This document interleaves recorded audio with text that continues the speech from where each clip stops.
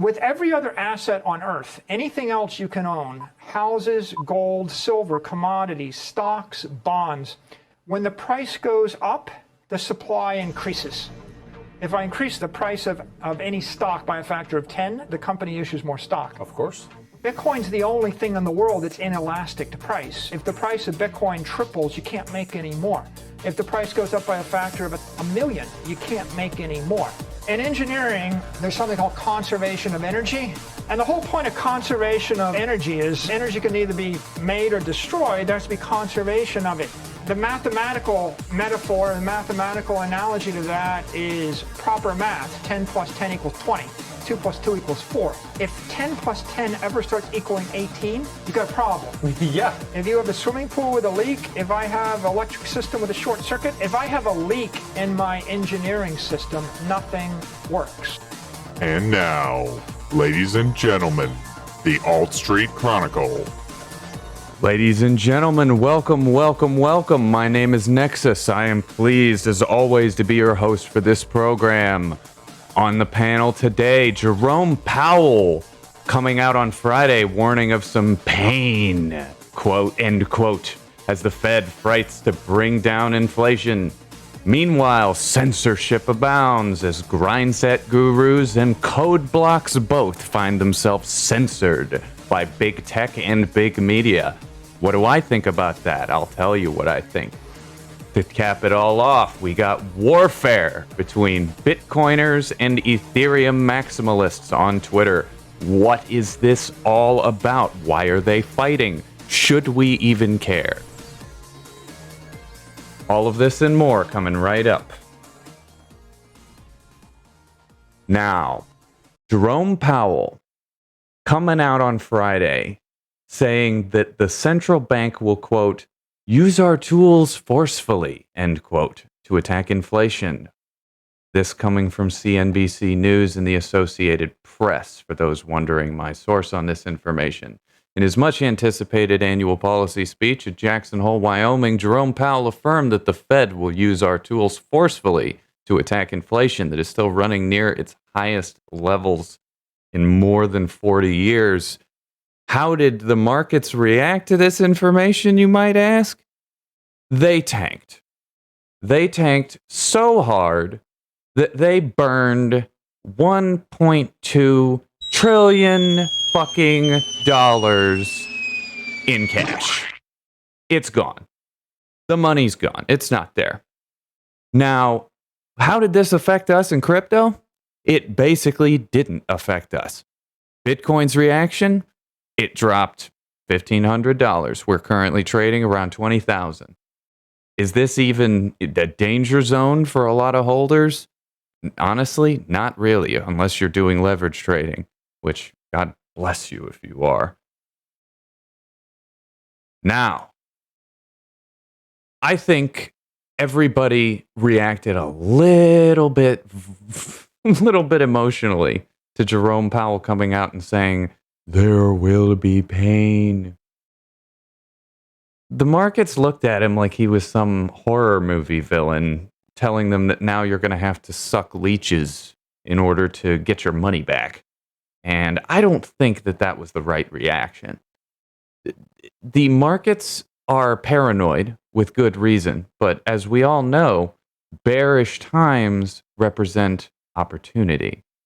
And that doesn't mean it's time to stop paying attention and call in all our favors and toss in the towel and say that we're all fucked just because Jerome Powell came out and said some shit. Speaking of saying some shit, TornadoCash said a lot of shit. TornadoCash has done a lot of shit. What's really curious about what's happening with TornadoCash is that I predicted this was going to happen. I was telling the community back in November of 2021, before most people who were amateurs to the space even knew about TornadoCash, that mixers are going to be a regulatory conundrum. There are tools that exist in this world that were not purpose-built for evil. Does that mean that they cannot be used for evil? Of course not. Evil people will abuse cool things and ruin them for the rest of us. I'm a privacy fan. I like privacy. I'm sure lots of other people in the crypto space like their privacy. It is obvious to see why TornadoCash exists. There is a reason TornadoCash exists. Yes, Theos, I am sure you like your privacy too. What is privacy? Nini asks. That's an important question. What indeed is privacy? Privacy to me implies that we have at least a right to not be disturbed. In some instances, we do still have privacy. In other instances, we've traded it and given it up. In some locations for security, in other locations for a profit. It's unfortunate, but it's just a reality. I guess, am a contributor to this in some ways. I've invested in data aggregation companies, and I'm very open about my investment in data brokers, who, it turns out, are the target of Securities and Exchange Commission investigation. But what's curious to me about this is that, again, they're not going after a lot of the big guys. They're going after the small guys. They're going after small businesses for the most part.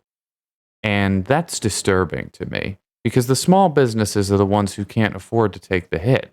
Small businesses are the ones who are going to get screwed when they get a huge, huge tax bill from the IRS, or pulled into court and charged legal fees by the Securities and Exchange Commission.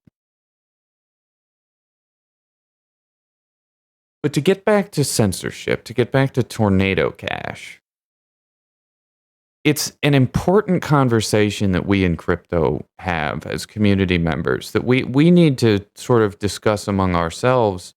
To what extent are we willing to make the sacrifice?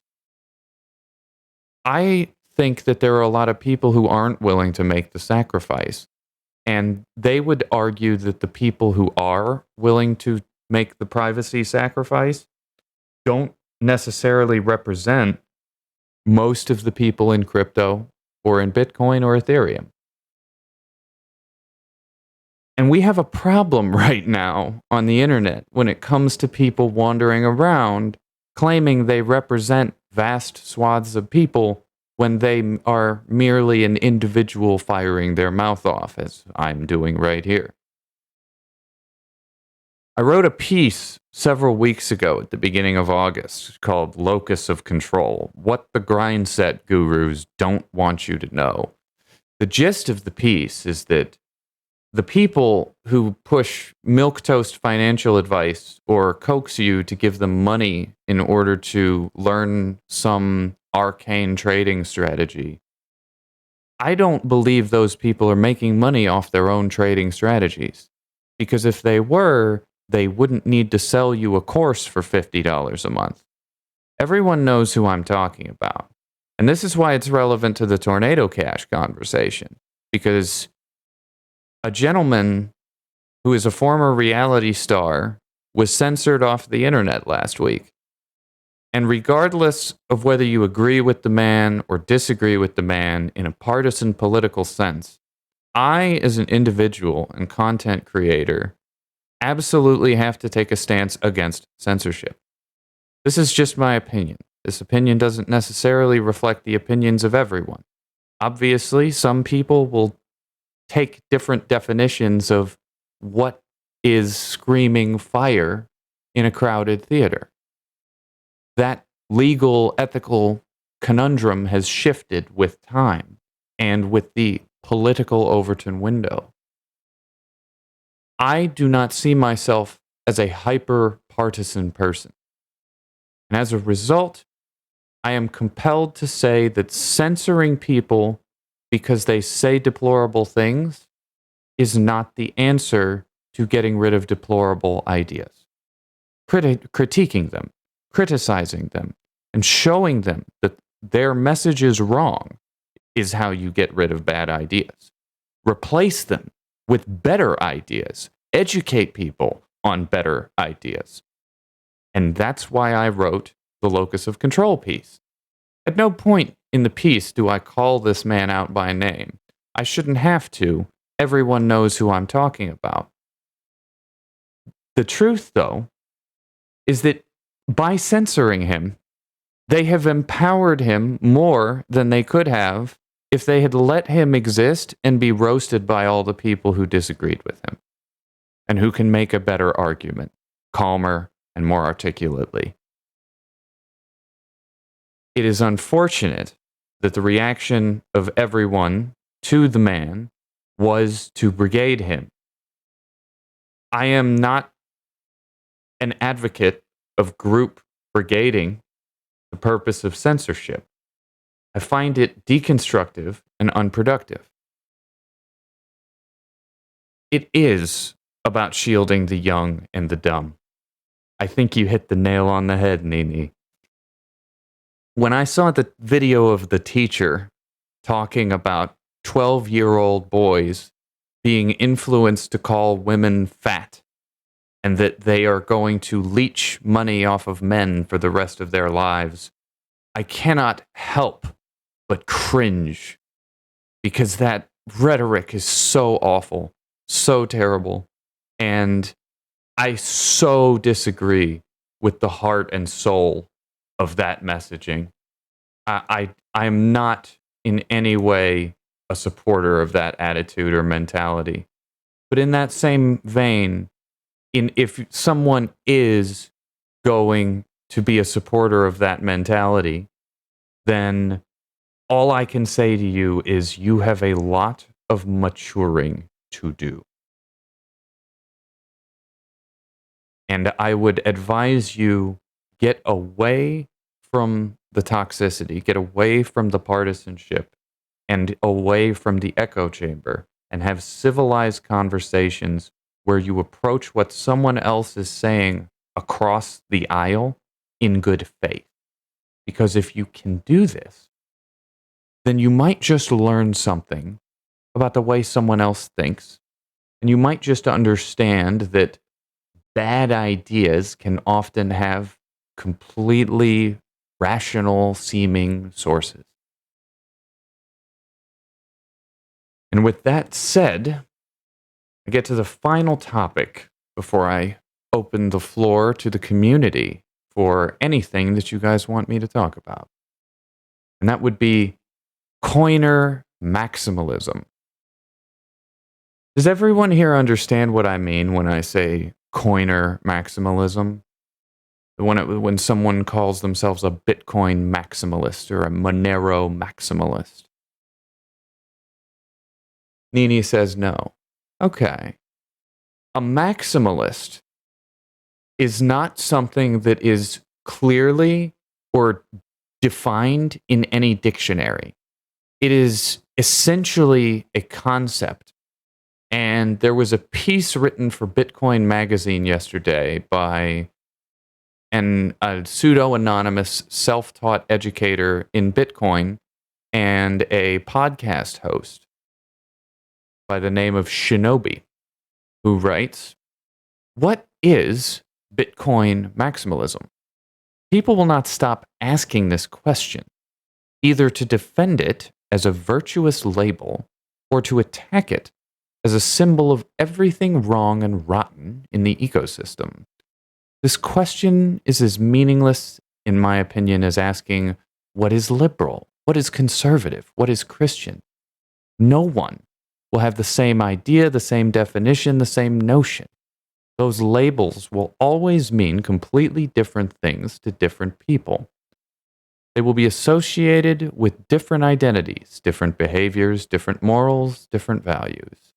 No matter what a dictionary or definition says in the strict sense, there will never be consensus around the definition of Bitcoin maximalism. It is completely and utterly meaningless in a discussion on a topic like this to fixate so much on labels, attempting to universally apply them to everyone instead of focusing on the conceptual core of the conversation. The root of this issue has nothing whatsoever to do with labels and everything to do with behavior. So, we should talk about the behavior. One of the core behaviors associated with maximalism is a focus on Bitcoin. Bitcoin's the longest running project. It has a sound system compared to everything else that's been developed, and it's extremely conservative in its approach to changes and upgrades. While everything in this space, in terms of assets, is highly speculative in nature, Bitcoin is the one with the longest running and most consistent market performance. It has maintained the top spot in terms of market value through the history of every asset in the space. Approaching things from this reality, focusing on Bitcoin above all other assets in this ecosystem is a perfectly rational financial decision. Yes, like everything else, it is still speculation to invest in Bitcoin. But in terms of the financial risk that entails, Bitcoin is the least volatile trading asset in the space. Most people are not day traders, they're not financial experts, and the further away from Bitcoin you go in terms of investments, the more skill and understanding of these activities is required to not burn yourself. The vast majority of projects in this space have one blow-up market pump, crash, and don't recover. There's nothing wrong or toxic sticking to Bitcoin, given that reality. And attempting to inform people of that reality is not in any way unethical. Another core behavior of the criticism of other technologies in the space, particularly with the goal of demonstrating a lack of decentralization, or more specifically, a misrepresentation of the degree to which something is decentralized. Bitcoin's the only system in the space that demonstrably shows extreme decentralization. It's fought off numerous attempts by developers to alter the core of the system, as shown when Mike Hearn and Gavin Anderson were still involved in pushing for block size increases to an extreme. It fought off a later attempt by most of the major corporations in the New York Agreement UASF debacle to do the exact same thing. Bitcoin survived the implosion of Mt. Gox when it went under, the Bitfinex hack, the Silk Road arrest, and even massive nation states like China slowly creeping towards banning it, all culminating in nothing more severe than restricting the mining. Bitcoin stood strong and continued functioning in the face of everything thrown at it. Contrast this with a platform like Ethereum. The DAO was first launched as the massive experiment in decentralized coordination of financial activity on the platform, with the promise that, quote, code is law. This blew up in their faces due to poor engineering that allowed the funds locked in the DAO contract to be drained by what were supposed to be unauthorized users. The code, however, allowed it. The law as it was. In response to this, the Ethereum Foundation and development team enacted a fork to walk back what had legitimately occurred according to the rules of the system on the blockchain. Specifically, they did this because of a conflict of interest in the form of many people associated with them being invested in the DAO and losing money. They have multiple times pushed to fork the difficulty bomb, a feature which makes it more and more difficult to mine until it's effectively impossible, a feature specifically implemented to force the switch to proof of stake. They forked to alter the economic issuance policy. The development plan has pivoted drastically more times than I can count, based solely on Vitalik Buterin's changing ideas about how to improve the system. Pointing out these differences is again completely rational and legitimate behavior. They're very real criticisms, based in reality with very real consequences. The less decentralized that something is, the more prone to sudden massive changes it is, which has very real consequences to the value and usability of the system. This is perfectly demonstrated by the recent events with TornadoCash.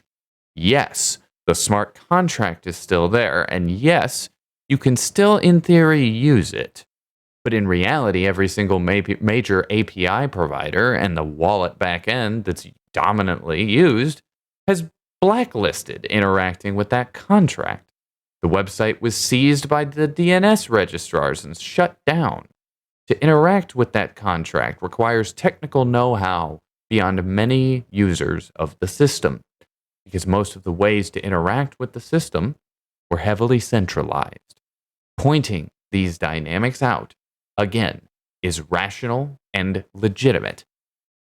What is the root motivation behind these behaviors? In the case of focusing on Bitcoin and conveying to people why that decision was made, to provide realistic expectations of how you will do in a market. Also, to correct the illusion in most people's heads that if they magically figure out how to time it, ride the pump, then they can make out like a bandit, because the truth is, most people won't. In the case of correcting misrepresentations about the level of decentralization in other projects, it is to allow people to make rational decisions when interacting with them, and make people aware of the potential consequences and risks varying degrees of decentralization expose them to. We've gone through some positive behaviors of maximalism. Now let's look at some of the negatives. Constantly preaching like you are a priest in church, speaking directly from the holy gospel, amen, that preordains Bitcoin's success in consuming the entirety of the world's financial system and currency markets as a guaranteed divine certainty. Stock to flow was a perfect example of this type of behavior. In reality, all that model is a somewhat interesting backtest. By backtest, I mean it is a model that can verify that a market has followed some particular behavior in the past. It has no predictive power and no ability to model things going forward. It literally does not have the data in the model necessary to do so. The demand variable that would account for shifts in the demand for Bitcoin. The movement around the model was a completely absurd cult-like behavior. It had no rational basis at all, and yet became a dominant narrative pushed all over the space. This did not inform people or give people realistic expectations or reasons to invest in or use Bitcoin. It projected the outward appearance of a cult, something I myself have tried in the past to address in a few blogs that I've written. Alternatively, we can take the same dogmatic manner that people will use to call something a scam without being able to actually provide a reasoned argument or criticism. In a way, I wish Victo could be here to hear that one, because I know he fights folks who battle that, who spout that nonsense at him all the time. One example of that type of behavior are the ICOs, the initial coin offerings of Ethereum and EOS. Mobs of individuals constantly rail against these systems, almost solely on the basis of being a scam, because they centrally issued the tokens before launch. There's almost no mention of real technical faults here. In EOS's case, there's the concept of virtual RAM, which limits how many smart contracts are allowed to exist and run on the system. Use of the virtual RAM is a scarce economic resource you have to pay to own, while at the same time, EOS block signers are in total control of the supply. This allows block signers to buy RAM, sell it as it appreciates, create more to crash the price, buy low, and repeat. The incentives of the entire system are gameable by block signers to rent seek and extract the maximum value from users in a manipulative fashion. Another example, one of the biggest value propositions of Ethereum currently is the use as a platform for decentralized finance, i.e., building exchanges and trading platforms on-chain to allow people to trade peer-to-peer, which, as I should stop reading for a moment to admit, that's something I'm a favor of. And I have invested in a couple of different exchanges that are trying to accomplish those goals. A requirement for the peer-to-peer trading to work is a smart contract that anyone can interact with by themselves that automatically handles facilitating a trade. Anyone being able to engage in that interaction in combination with the fact that miners or stakers choose which transactions interacting with the contract occur first. That allows them to front run any use and soak up any profit able to be made doing so. The incentives are broken. The vast majority of people, at least that not the author of this piece, but I believe his name is Shinobi. Is this guy's? Yes. Shinobi. Apologies. I appear to have lost my place. There it is.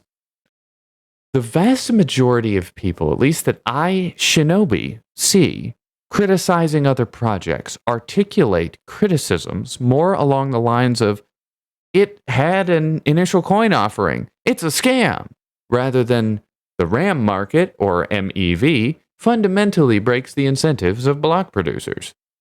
Such behavior is not at all constructive, informative, or something that would actually convince someone to reassess their opinion of a project. It's a scam with no supporting argument isn't convincing at all and doesn't inspire reassessment or self-reflection. It creates the perception of jealousy over potential for greater profit. Consider the left-wing, right-wing categorization of people's political positions versus the four-quadrant categorization. This is what's occurring. We live in a complex reality of many, many different behaviors being oversimplified into binary opposites. This is not productive. It is not constructive or even feedback. It is simply oversimplified tribal thinking. It doesn't change anyone's minds, doesn't equip anyone to make informed decisions. It does nothing constructive. Think about all of these behaviors and think about the people you know who've exhibited them. Can you draw a black and white line and divide them into groups? I doubt you can. Why is the entire conversation focused on labels and groups instead of individuals and behaviors? One is completely disruptive, divisionary, and unproductive in every way. The other is rational, potentially unifying, and productive. Labels, ultimately, are nothing but vague and shallow social signaling, virtue signaling. Behaviors and their effects are ultimately what shapes and changes things. If there is any discussion to be had, that is the one that should be had, not one over labels, but actual substantial behaviors and rational arguments. To conclude, Mr. Shinobi writes, who really gives a shit about the label Bitcoin maximalism?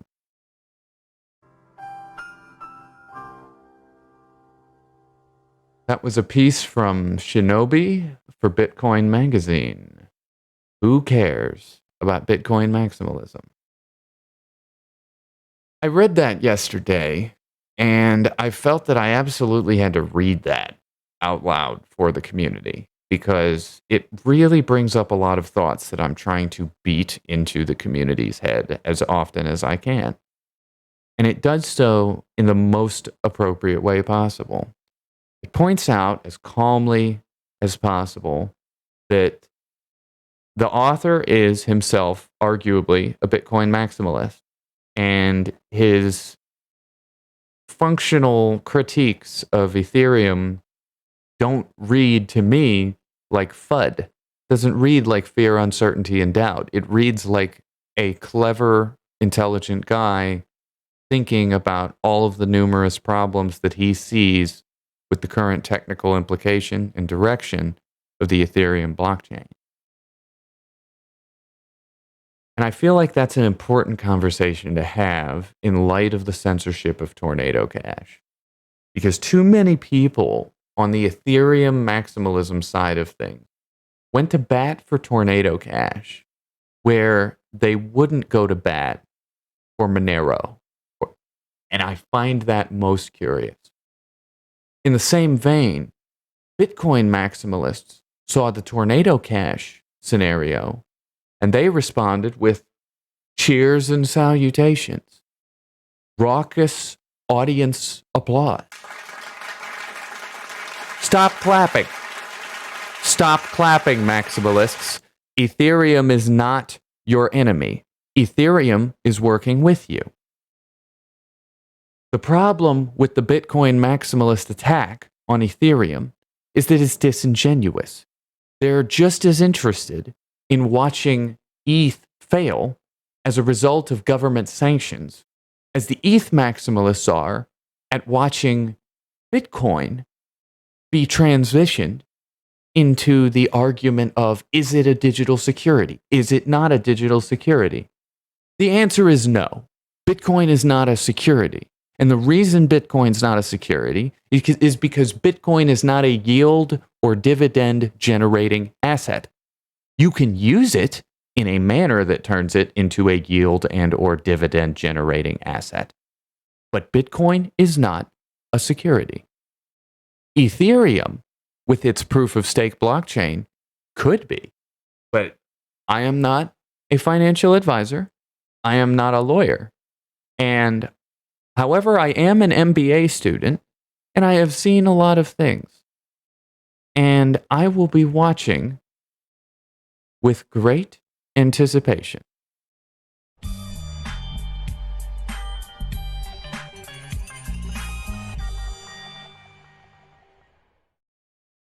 Thank you guys so much. This concludes the opening portion of the show. I'd like to open the floor to the community. Does anyone have anything that they would like for us to talk about today that was in the news or is on your mind that you guys want me to cover during the duration of the program?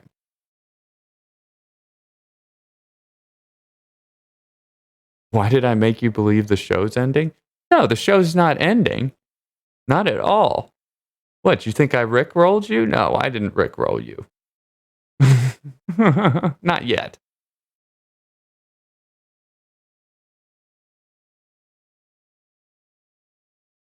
Well, yeah, I rickrolled last week.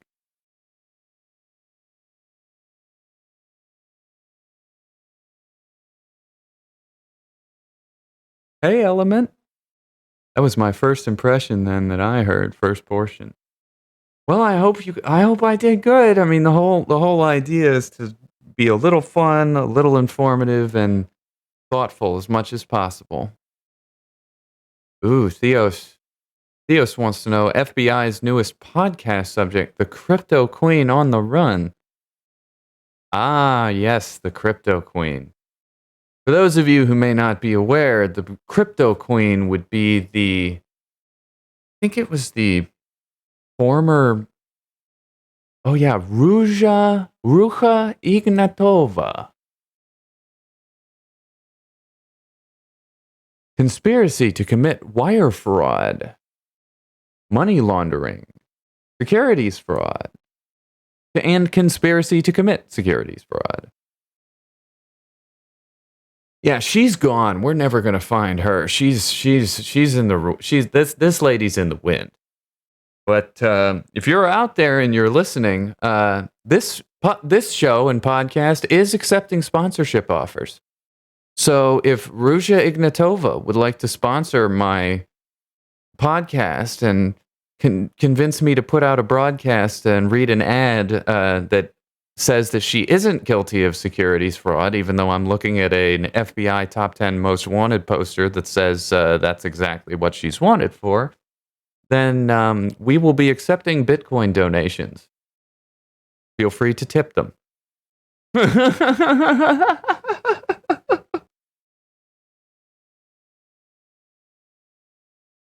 I ain't got no Bitcoin. I'm broke. Yeah, Theos, I know. Me too. The life of a student, am I right?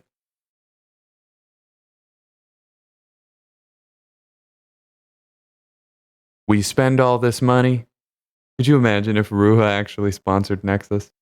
No, I couldn't. What? Even more funny, what advertisement would she actually ask me to read? Like, let's think for a moment about what that might sound like, just for our own amusement. What kind of ad might she ask me to read?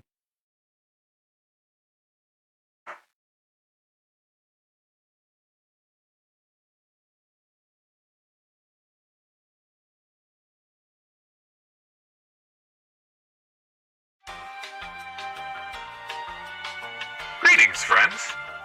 Are you tired of being poor? Would you like to get super rich super quick? Then why don't you try being a total crypto scammer? It's incredibly easy. All you have to do is invent an NFT chain. Put it up on a cheap-ass blockchain. Get people to mint it. And lo and behold, you may in fact find yourself guilty of securities fraud. You're probably gonna have to go on the run John McAfee style. I'm expecting hookers, bath salts, cocaine, and big assault rifles will be involved. If any of this sounds appealing to you, then please don't hesitate to contact Ruha LLC.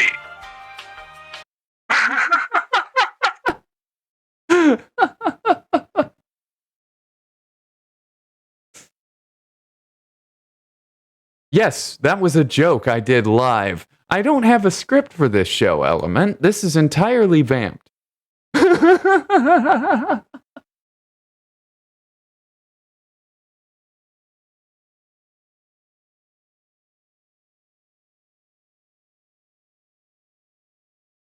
Ah, yes. The Wolf of Wall Street himself, Jordan Belfort, admitting being wrong about Bitcoin's collapse. Certainly a curious thing indeed. Hey, Andrew, good to see you. How's it going today? Hopefully those energy prices aren't busting your bank over there.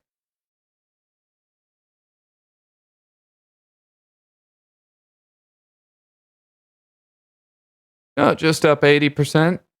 Oh, yeah, cool 4 out of 5 pounds. No big deal.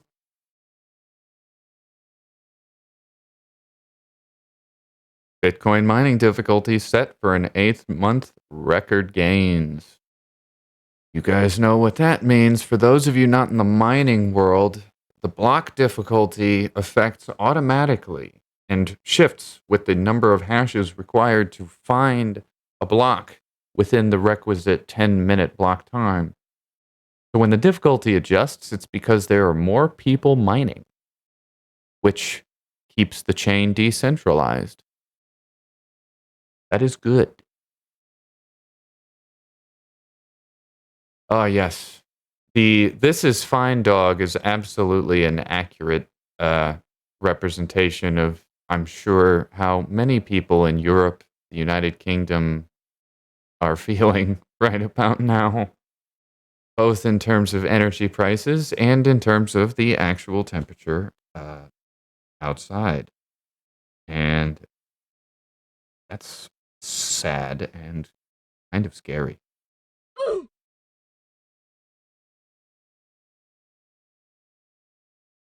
A number of energy producers have increased the price of electricity to compensate for the fact that there is a logistical supply shortage in some industries that is only just now catching up. Unexpectedly, my friends, if we shut down a whole bunch of logistics for a whole bunch of industries for up to 2 years of time, then that can put a number of logistical supply chains up to 2 years or more behind where they expected to be 2 to 3 years ago. What you're essentially seeing is governments and energy regulators hiking the price to compensate for the fact that their energy costs more. So they are, in essence, trying not to go bankrupt by passing the cost of this extra energy onto their customers. And that is resulting in, as you guys can see, what essentially amounts to an almost 5 times spike in the cost of energy for someone living modestly in the United Kingdom.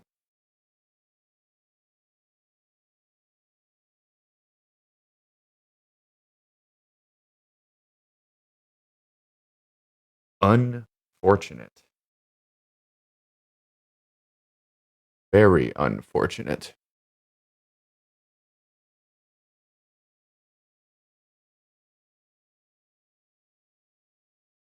As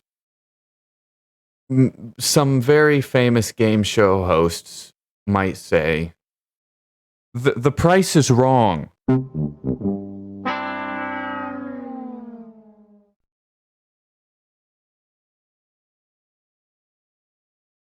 I think that price is really awful. And I'm sad that people are going to have to pay that. That's going to put a huge dent in businesses' budgets, especially. And when I was checking Twitter this morning, that was definitely something I was seeing coming out of the UK, is a number of small businesses, across, not just in the UK, but across Europe, actually, all saying the same thing, that energy prices are looking to spike 80%. It may affect how much Warhammer I can buy. Oh. That's so sad. Warhammer's very important.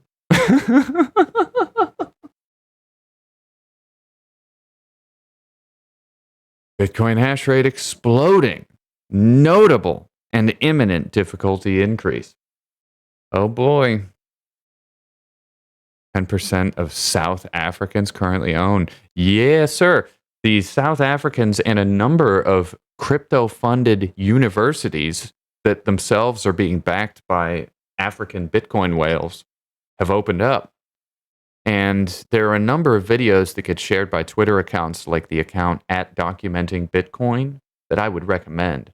Most of the videos appear to be student films where one student wanders around with a phone camera asking other students, what does Bitcoin mean to you? And what their answers are incredible and quite inspiring, honestly. A lot of people outside of the space see that and go, oh, that's just propaganda. But what's interesting is that if you ask some of those students directly, is your life impacted? Is this making your life better? That not only are they answering yes, they are saying it's changing the world and that it is going to make the world a better place. And that is always inspiring. When compared to Bitcoin and Ethereum, Tron uses 99.9% less energy. Yes, Tron, the 5 to 7 cent stake token run by famous Twitter troll Justin Sun. Do we have any Tron investors in the house?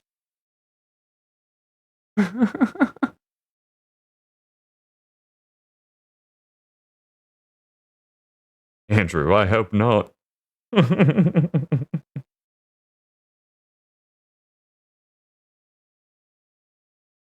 Yeah, Tron's not bad. I've got a couple dollars worth of it, I think, sitting in a wallet somewhere. But I don't know if Tron's going to make anybody rich.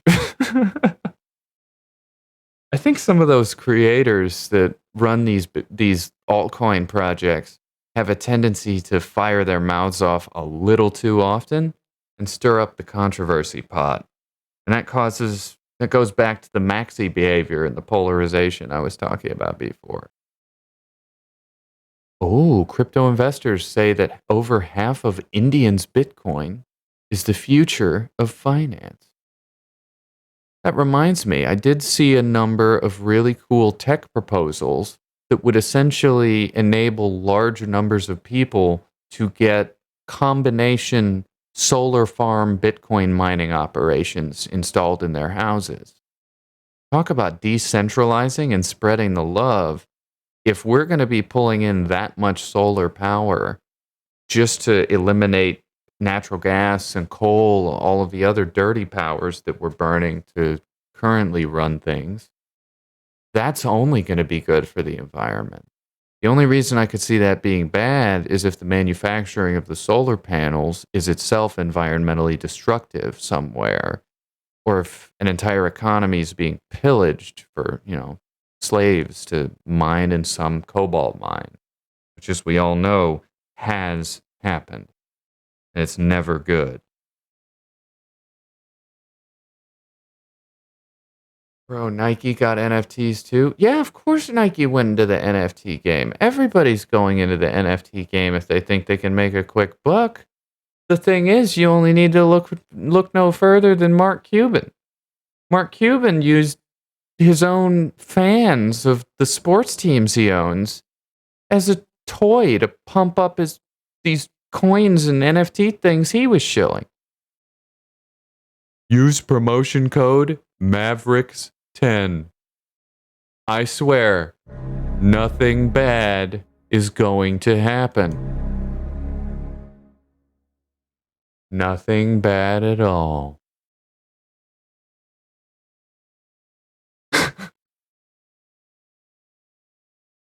Yeah, I'm pretty sure Mark is being sued.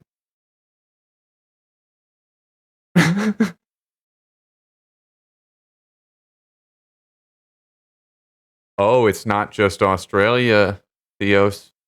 MasterCard and Visa, too, are making the plunge. I'm hearing now that MasterCard and Visa will be facilitating Bitcoin, Litecoin, Ethereum, and possibly even Ripple transactions. When MasterCard and Visa are getting on board, oh boy. Oh boy. We are in for some good times. Australia is a scam. Here we are, friends. There's that tribal polarization going. I read on InfoWars that Australia is not real. Australia is a fake news item. It was created by the deep state to convince you that Great Britain is more powerful than they are. There is no possible way that Great Britain could have removed all of their homeless and prisoners and deposited them in Australia using wooden ships in the 17th and 18th centuries. That is scientifically impossible.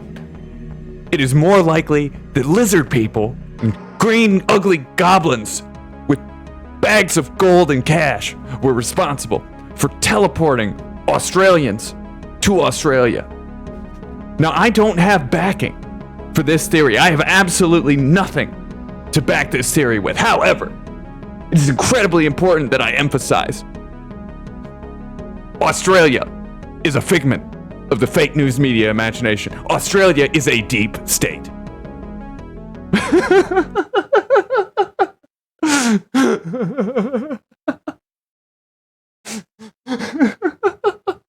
Forensic background music. I've got vibes for all scenarios that is needed.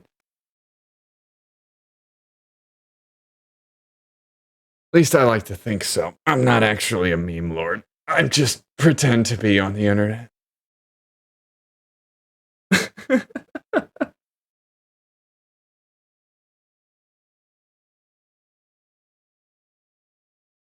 Bitcoin, max bidding, better believe it.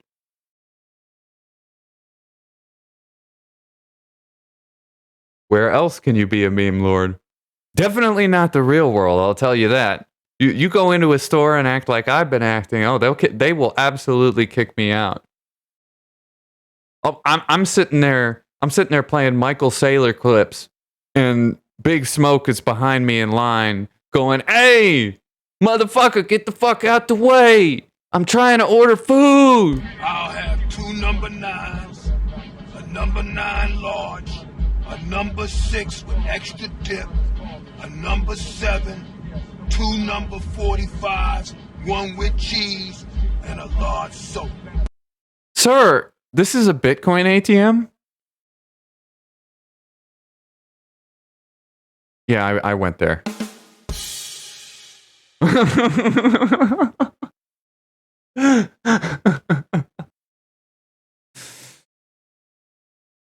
Awesome.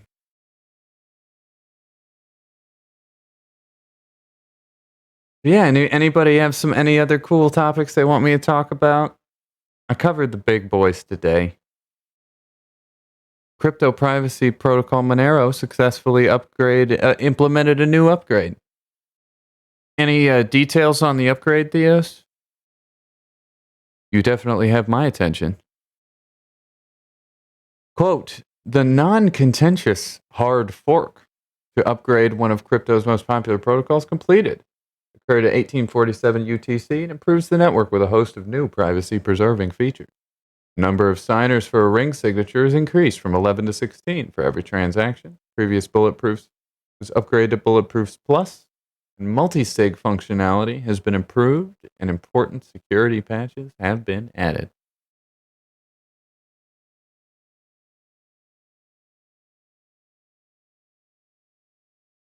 We all evading tax. Well, yeah, I mean, the whole thing's anonymous. I mean, even if I told the IRS I have, 0.12 Monero or however much Monero I have, there's no way for me to, I guess, document and prove, yeah, no, that's my Monero. It could be in a wallet from my friend. It could be anywhere. It could be from anywhere. Like there's no way to prove anything with it. It's definitely a thing. It's definitely an oddity. And Monero has its maximalists too, who think everybody else sucks because their coin is super private. Super uber private. 76% of financial institutions plan to embrace cryptocurrency by 2025. My friends, 3 years. 3 years until we see greater than 3/4 major financial adoption. I have only one response to this.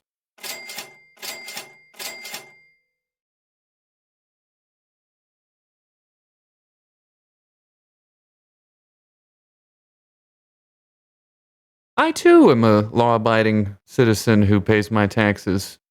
This makes us rare in the crypto space, but, that's okay. Not all of us want to play the game by the rules. Some of us want to be cypherpunks and digital rebels. I used to think I wanted to, and then I became a grown-up and realized I'd have to go to jail if I didn't play by the rules. I know, it's unfortunate, right? It kind of sucks. I keep telling people being ethical is harder than not being ethical. If you're a sociopath, you have it easy. Man, you could do terrible things to people and go to sleep at night.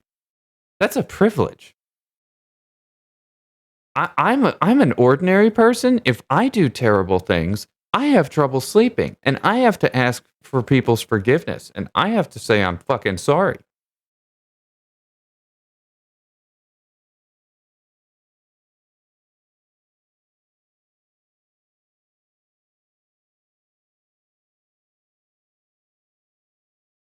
The crook life has got to me. It always catches up to people eventually. That's kind of the mentality.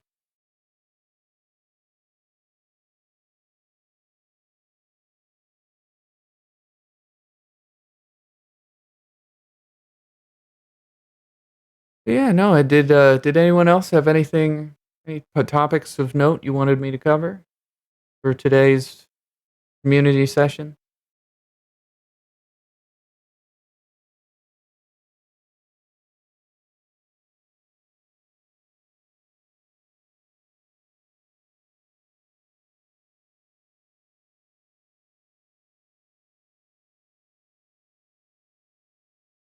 Today, someone managed to convince me that gravity doesn't exist. That's an impressive feat.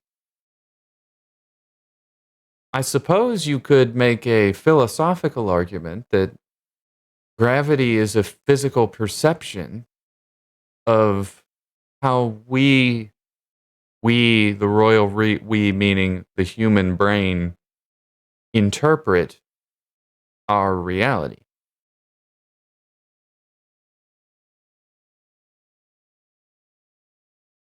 And Theos counters with, neither do British people exist. Bruh.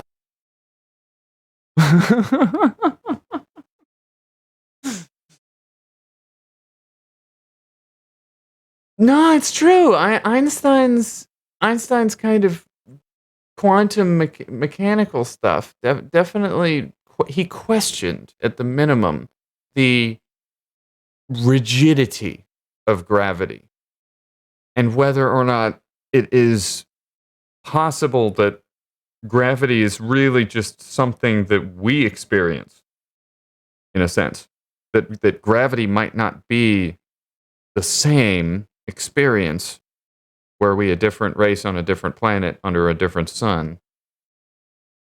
Might be very, very different. Wait a minute. Theos, y'all hating on me for telling the truth. Billionaire Mark Cuban says Dogecoin is more useful than Cardano. What? What is this? The biggest meme cryptocurrency, Dogecoin, still has more uses than Cardano, according to billionaire Mark Cuban. Mark Cuban, the same billionaire who absolutely totally didn't shill an NFT via the code Mavericks10 for a 10% discount for Dallas Mavericks fans, says that less people in Africa are using the blockchain than they anticipated. Cuban further pointed out that despite deploying smart contracts almost a year earlier, Cardano has had very little of an influence. The lack of innovation in the currency industry bothers Cuban. And Theos follows that with, fuck Cardano. All my homies hate Cardano. Yeah, apparently, shots fired, blows dealt.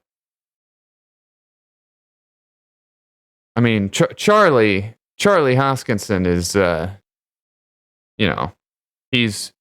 he's got his ups and downs. Our man Hustle is definitely no fan of him. Since last year, 65% of Bitcoin circulating supply has remained static. Did the Rona get them? No. Those people are just hodlers. And if they're smart investors, they're sitting there thinking, fuck, I bought at 40K, 50K, 55K, 60K. Fuck, I bought this asset at such a high cost basis. There's no way I can sell it now. Man, I'm going to lose 60 to 70% of what I put in here. So yeah, no. If they started holding Bitcoin last year when it was in the bull run and they held through to now, there's no way they're moving it out now. They're keeping that shit in cold storage. On Bitcoin, I encountered a post I hadn't read before by Satoshi Nakamoto from Bitcoin Talk forums.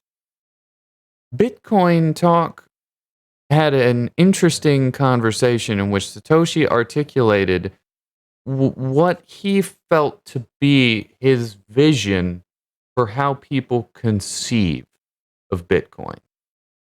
And I hadn't actually myself even thought of Bitcoin in the way that Satoshi articulated it.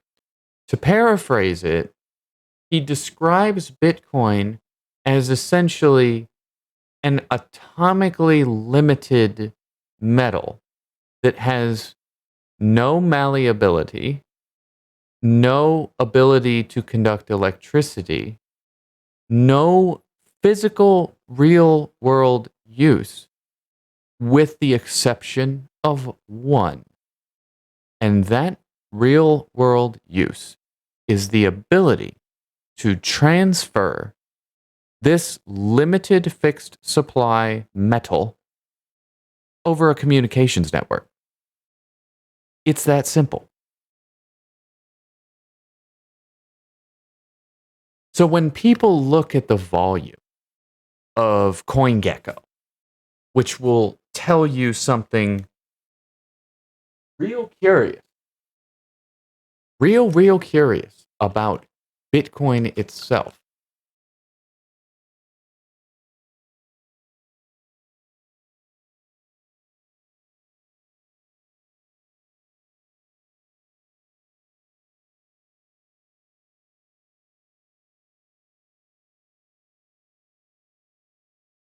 It's Sunday, so the volume is down, but that statistic I just called for represents the daily trading volume on Binance in particular of Bitcoin. Binance appears to have traded 126,528.446 Bitcoin in the past 24 hours. Normally, when I call for the volume chart, it will give me a CoinGecko aggregate. Nigeria and UAE shows the highest levels of interest. Oh, yes, no, can confirm by the universities that are popping up in Nigeria that are funded by Bitcoin, where hundreds of students are going to get a college-level education in computer science and technology. That's what I call uplifting a developing nation. Now, the UAE, on the other hand, they have a completely different motivation for getting interested here. The UAE is going to get into Bitcoin because Bitcoin is one of the first currencies on the planet that actually obeys the Quranic rules of Islamic finance.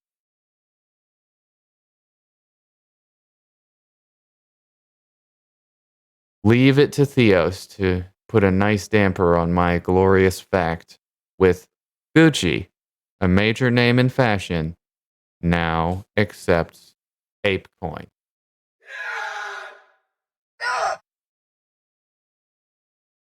Why must it be meme coins? Why? This is so aggravating. I don't care about Bored Ape Yacht Club. I don't care. I don't care about Yuga Labs. I don't care about Ape Token, ApeCoin. Why?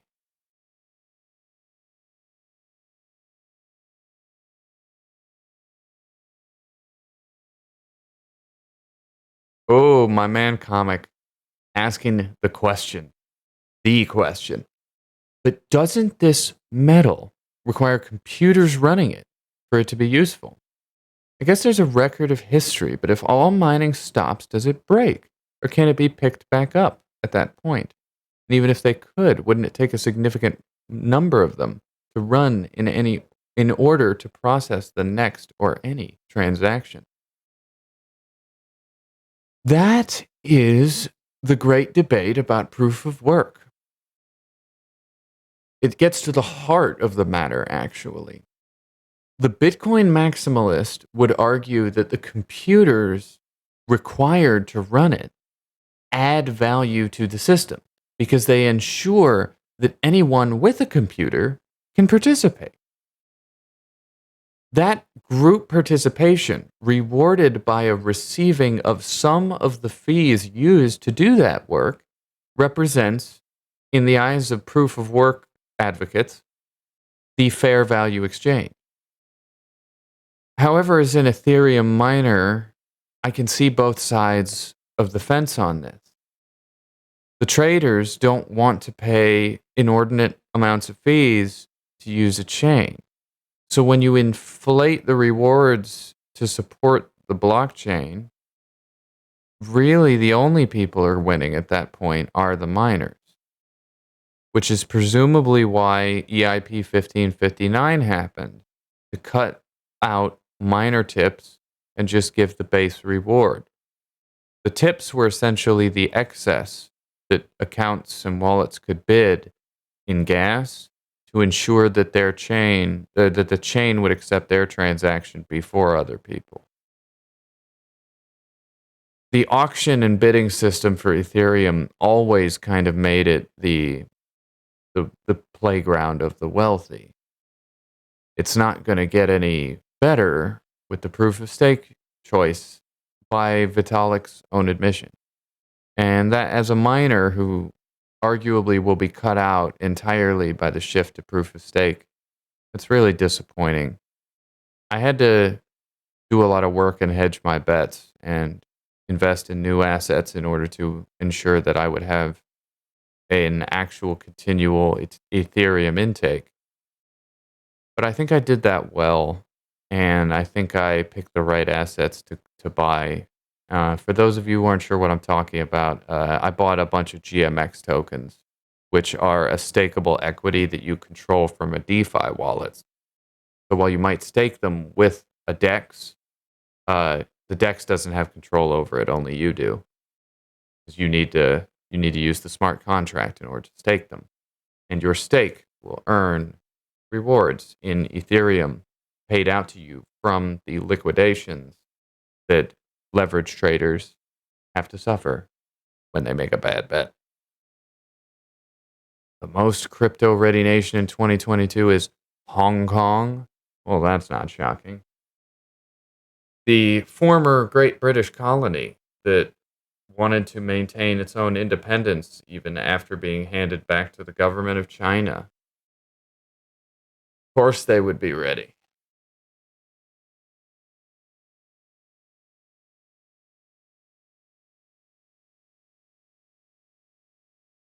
China has more things to worry about than the price of Bitcoin, let me tell you guys that.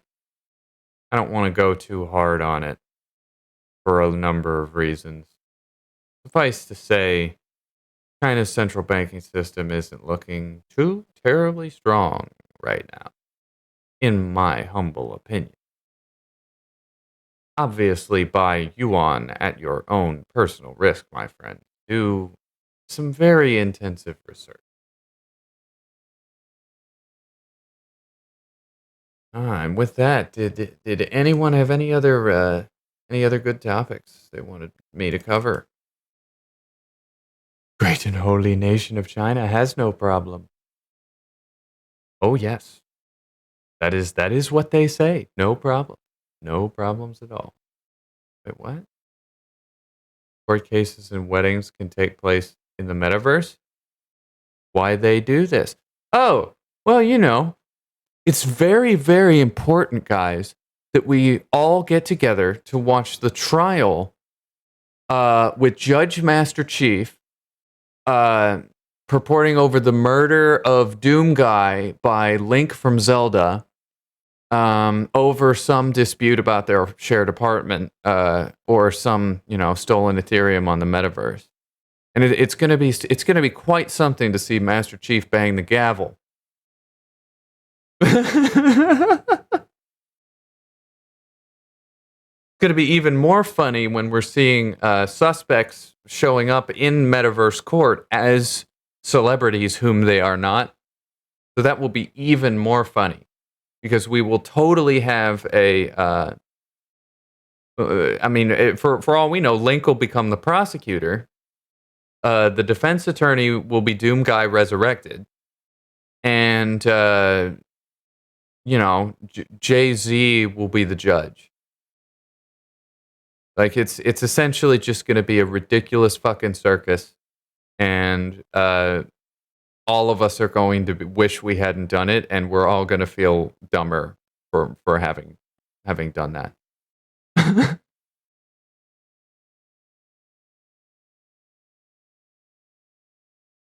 Metaverse court cases. Lord have mercy. What will they think of next?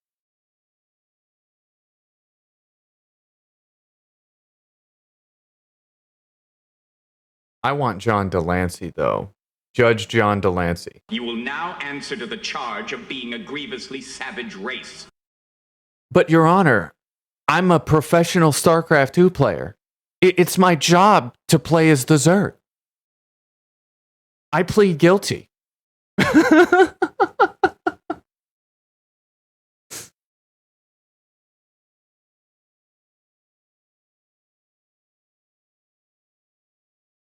I sentence you to 15 block cycles of metaverse community service. You shall sweep up kiwi farms of all of its droppings, and you shall deposit them in the glorious metaverse cannabis farms, where they shall be fertilized the memes of the future that shall get the youths high.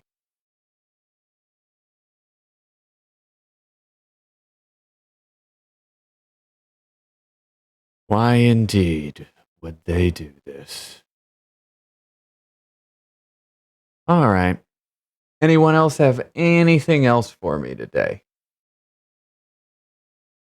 I'm being pinged somewhere. Where am I being pinged? Why am I being pinged?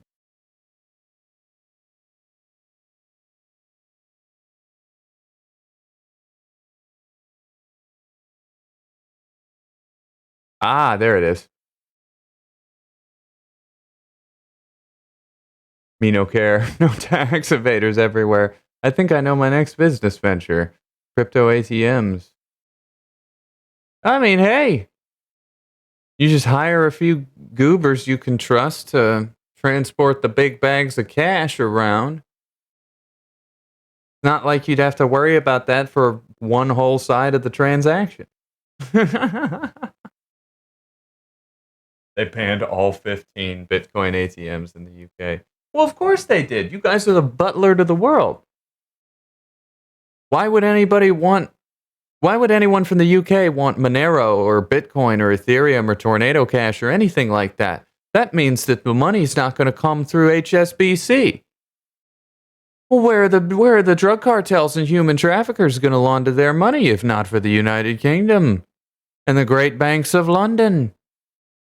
It is the financial intersection of the world, after all.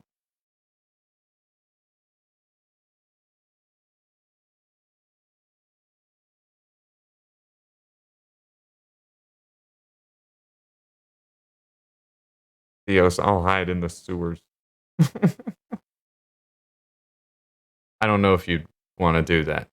It's kind of gross down there.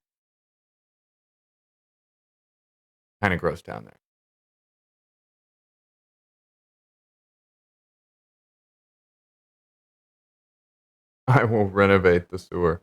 Give it nice lights. But will you give it a nice odor? Leave Outbacks out of this. That's all hearsay. Oh no, it's not hearsay. You missed my Alex Jones joke earlier where I pointed out that Australia is a figment of everyone's imagination and that it's a deep state lie created by the UK to convince us they have a navy.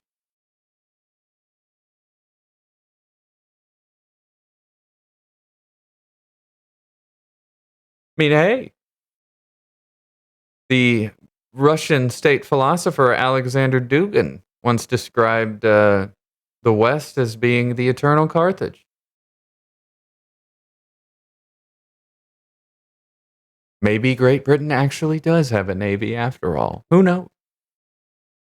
American Cancer Society confirms that Dogecoin donations are dominant. People are buying Dogecoin to donate to charity? That's a weird choice, but I mean, I guess if it works. Theos, I donate by credit card. I've been doing it wrong, apparently. Yeah, apparently we all are. Dogecoin donations to charity. Damn it, I want my money back. Everyone wants their money back if you held Dogecoin beyond 56 cents and didn't sell.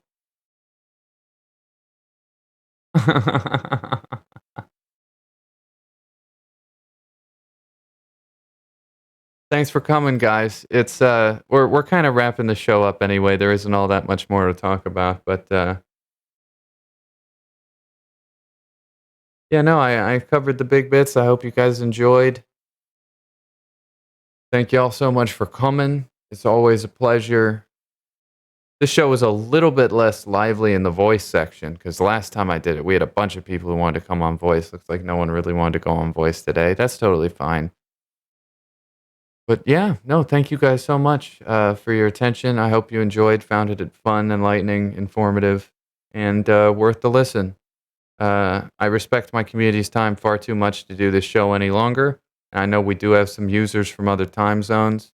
And to those of you who joined us from everywhere in the world, wherever you are, morning, noon, night, crack of dawn, thank you so much. You're the reason I do this. And I hope you found some value in the conversation. And with that,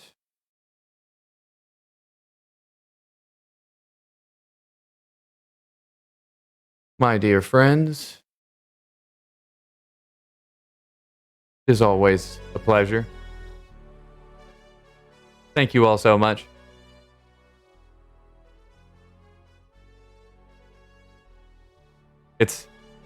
It's so important that I get us together and have these conversations because a lot of communities, I'm told, in the bear market are dead and dying, and we are not dead and we are not dying. We just don't have as much interest as we once did. As always, thank you all so much. I love you all very dearly. I am never going to give you up. I am never going to let you down. I am never going to run away and desert you. I might occasionally make you cry. It's an accident when I do, but my hope is that you will forgive me eventually.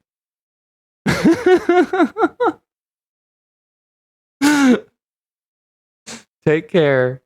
Stay safe. Be well. And most importantly, don't get wrecked.